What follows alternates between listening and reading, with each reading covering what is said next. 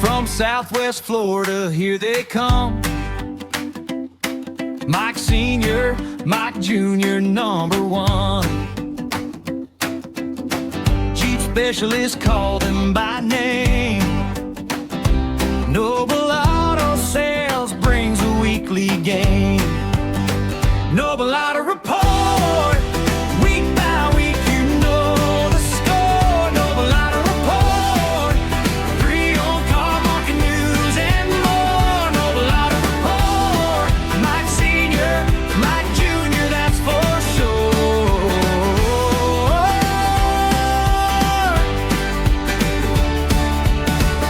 Hey everybody, and welcome back to the Noble Auto Report, brought to you by Noble Auto Sales in Englewood, Florida. This is Mike Jr. here with my dad, Mike Sr. Dad, how are you? I'm doing really, really well. Should I tell them all where we are? Yeah, I feel like maybe because this is our 10th episode, that we have a special brought to you by location. Why don't you tell them? I can do it. We're in Lewis, Delaware. Ooh. Yeah, we have a house and we have all our family, grandkids, everybody here to visit and play. And we're just having a fabulous time. Yeah. So we're bringing the show on the road, as they say. That's right. They say get the show on the road, and we are. That's what we did for sure. So episode 10, who would have thought? Yeah, and it's been really great. The weather's been good. The food's been great. We're having a big feast tonight with crabs. Yes, we have the hammers, we got the crackers, we got the pickers, we got everything going on. We got fresh corn on the cob, that is, and we're all set and all ready to have a good time. Yeah, I think this is day 3, maybe day 3 or day 4. This will be day 3. Yeah, and you know what I've seen out on the streets of Lewis, Delaware? Let me guess, or shall I? No, I'm going to let you just tell everybody. I've been seeing lots of Jeeps. Lots of Jeeps, and as a matter of fact, I noticed the other day I saw a sign. They've got the 9th annual Jeepers Back the Blue Jamboree at the Dover Motor Speedway in Dover, Delaware from September the 11th to the 12th. Oh, that's the big NASCAR track. That's right. That's where they do all the NASCAR driving. Cool. And Dover is not very far from here, but we won't be here by that point. No, we'll be gone. And there's actually a couple more Jeep Fests. Oh, really? Yeah, there's a Jeep Fest for St. Jude, and it's in Mount Airy, which is Mount Airy, Maryland. And that's on October the 3rd.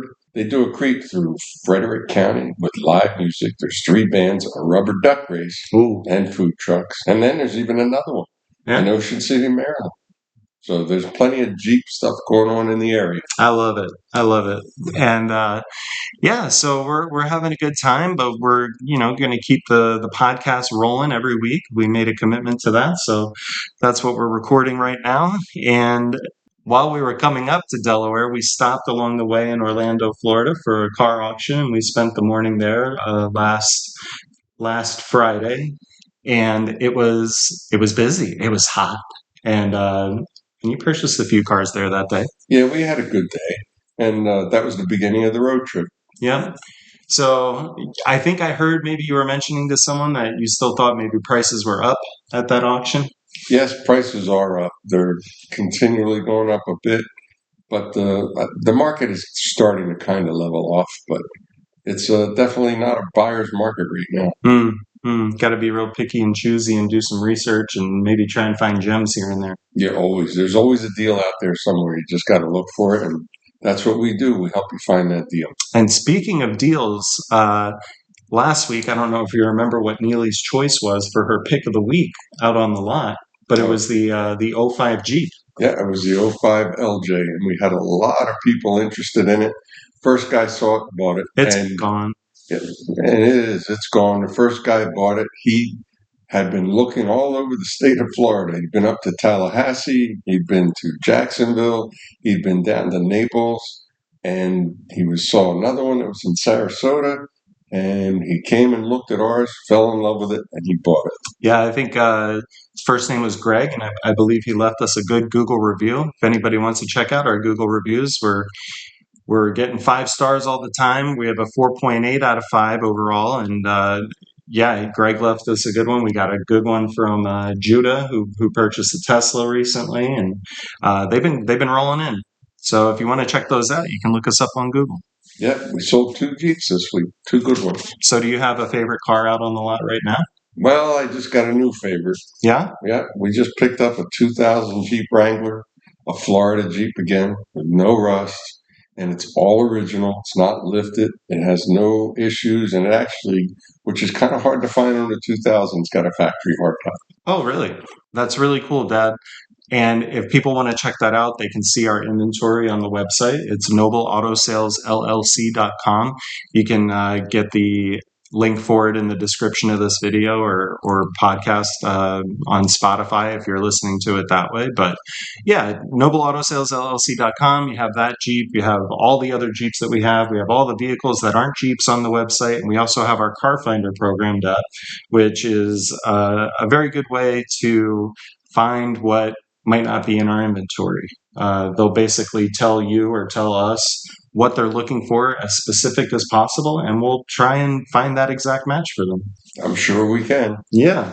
So that is at the top of our website. It's called Car Finder, and you can click on that. There's other spots on the website you can find that as well. But yeah, we have a post on TikTok and Instagram that's picking up a lot of steam. And it has to do with this series that we started a few weeks ago about the history of Jeep. And we're going to get right into the third part of that today, Dad. You ready to go? Yeah, I want to hear all about it. Okay, so this episode is going to be about mainly the CJ.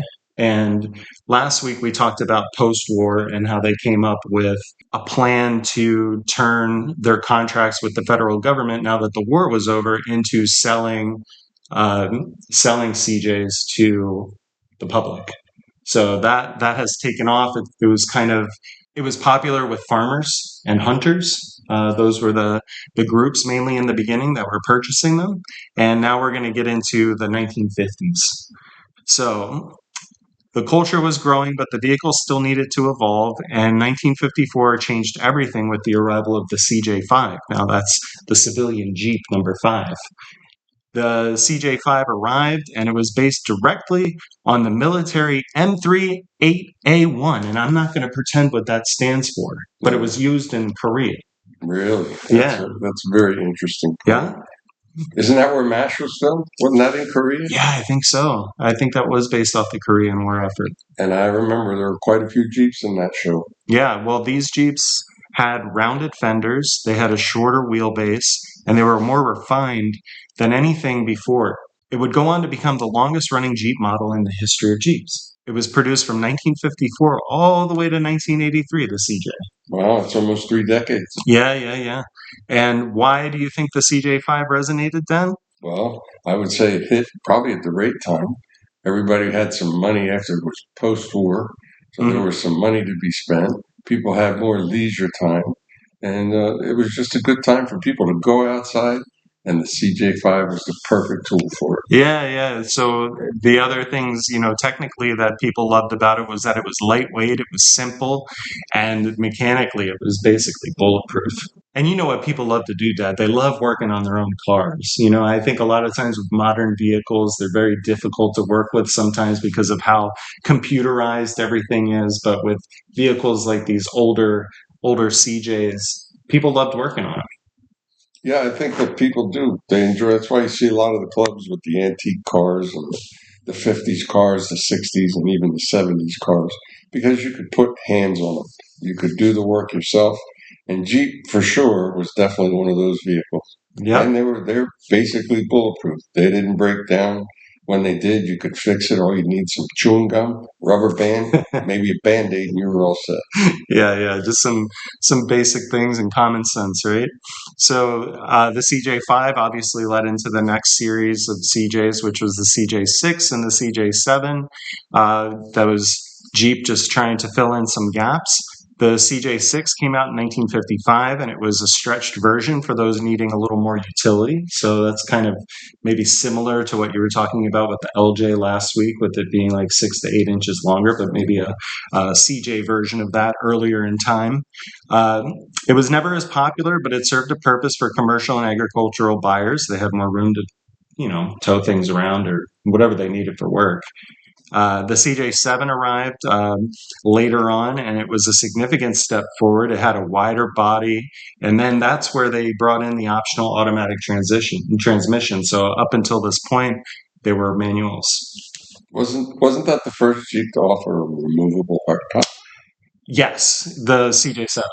Yeah, what a great vehicle. Yeah, and it was right around this time where, and we know it these days, but this is kind of where the aftermarket explosion happened with modifications and being able to do things to the Jeep that you wanted to because of the simplicity of the platform that the CJ sat on. It was a dream to modify. So that's where things like lift kits and bigger tires and locking differentials, it spawned its own industry. That's very true. It's true then and very true now, because you can look, even if you just Google on the internet, Jeep parts, there's probably 1,000 different things you can do to your Jeep, and you can do it yourself. You don't need anybody else to do it for you. There's bumpers you can change. There's tires you can have put on. There's plenty of things, interior, exterior, that you can do to make the Jeep your own, which, if you remember, while we were driving, that's one of the things we said. Every Jeep had its own personality that we saw. Yeah, they all looked kind of different. And speaking of modifications and putting a personal twist on it, we have a pretty special Jeep right now on the lot that has a special modification. Oh, yeah, that's a sweet one. What is it? Well, it's the 2014 Wrangler. It's a four-door. It's a pretty bronze orange color, and everything on it. We put new tires on it. The air conditioning is 100%. The truck is just gorgeous. Yeah, it has the aftermarket power top. Yep, just like a regular convertible on a car. You release the top, you push one button, it folds back. You push it again, it folds up, and it's relatively quick. And it definitely is a really cool thing that when people see it, they go, wow. Yeah, and if you are listening and you want to see that in action, we already have a post that's made up. You can go on TikTok or Instagram right now, and you can see the video that we made for that. It's pretty cool, and it's super quick. It's not long at all. I think maybe it takes like 10 seconds, 15 seconds. Could be. Yeah, so yeah, the clubs and the trail runs and competitions began becoming a regular part of American car culture, and Jeep fit right into that. The Jeep community, as we know it today, really started to take shape here in like the 1960s, 1970s with the constant evolutions of the CJ. What that did bring in, though, of course, when you get more popular, you get some problems, right? So what the CJ5 and 7 developed was kind of a reputation for rollovers, and a lot of people talk about that these days, right? Like with how lightweight the Jeep feels when they're turning corners. Well, they think that it's the same Jeep, and it's not. They've come a long way with lowering the center of gravity. They've widened it a little bit. They've done things to make it safer. Yeah, because because we are talking about the history. So in 1980, there was a Consumer Reports article that came out. Remember Consumer Reports? They used to grade all the different products and things. Yeah, so Consumer Reports put out a really damaging report on the CJ7 and about how it had this higher center of gravity.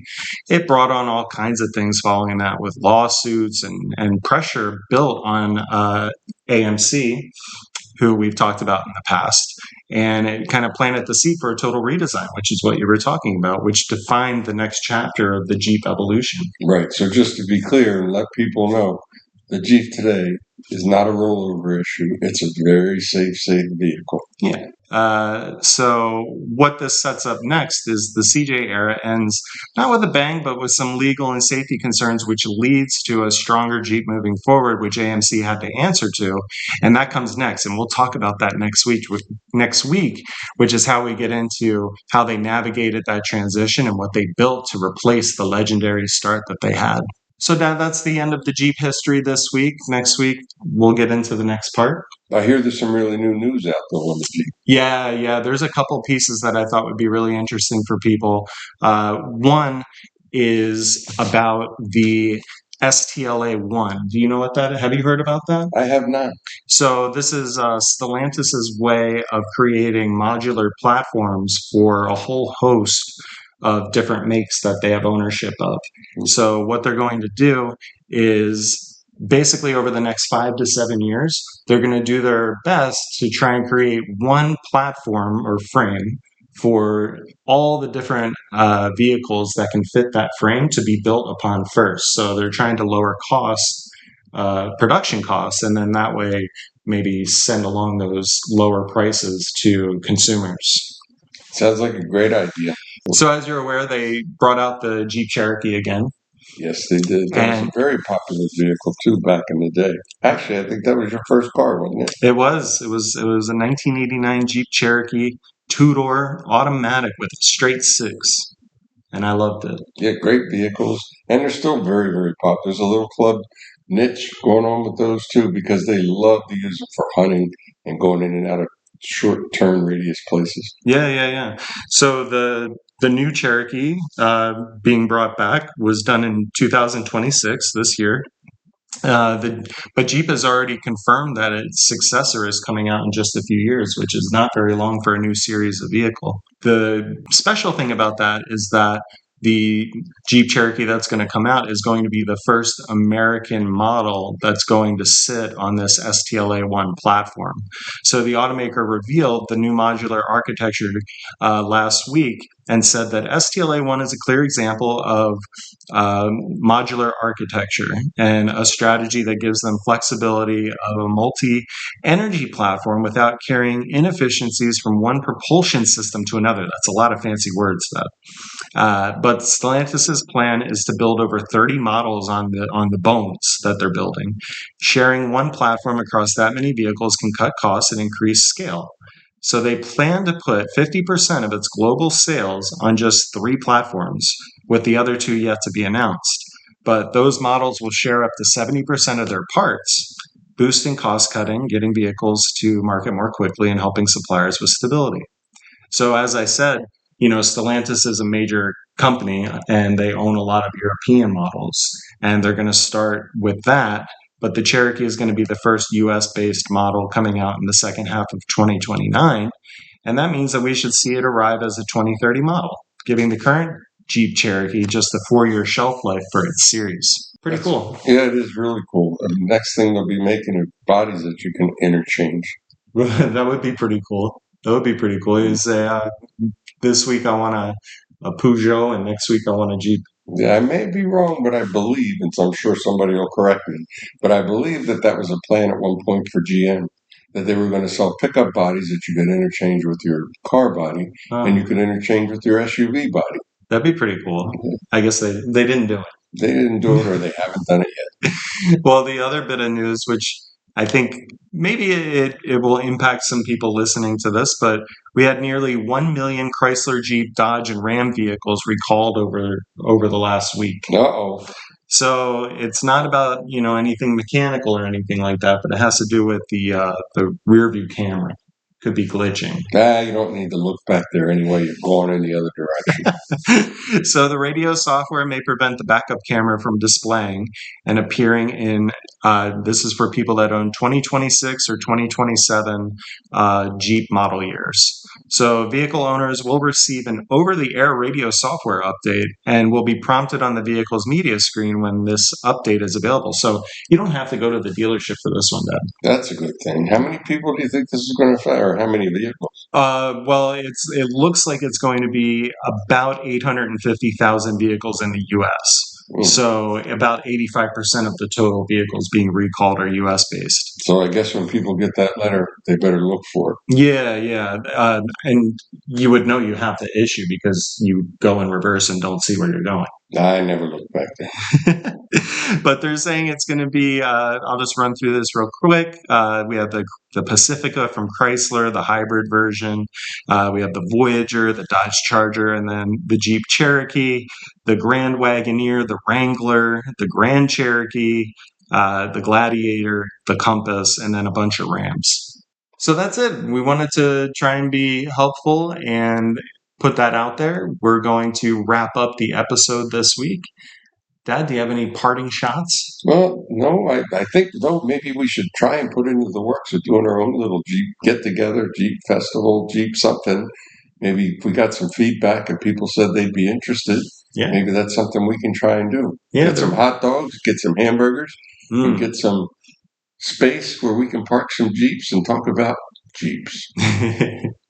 Sounds good. We did have a couple people say that they thought it would be a fun idea on Facebook over the past week. So yeah, we'll continue to look into that. We'll give you updates as they come in, and I think we're going to do something like that. So if you want to follow along outside of the podcast, you can check us out on all of our socials and join the conversation. That's just getting bigger and bigger there with TikTok and Instagram, Facebook. We're on YouTube and Spotify. We're at Noble Auto Sales on all of those. We have our website, nobleautosalesllc.com. We have our Car Finder program. You can call us, 941-22-NOBLE, and we're ready to help you get into any vehicle that you need. And we really appreciate you listening and sharing and liking and following and doing all the things. And we'll be back next week. Well, it might be another on the road episode. That very well could be. We'll have to figure that out. But until then, have a great week. Have a great weekend whenever you're listening to this, and we'll talk to you next time. There you go. Remember, be noble.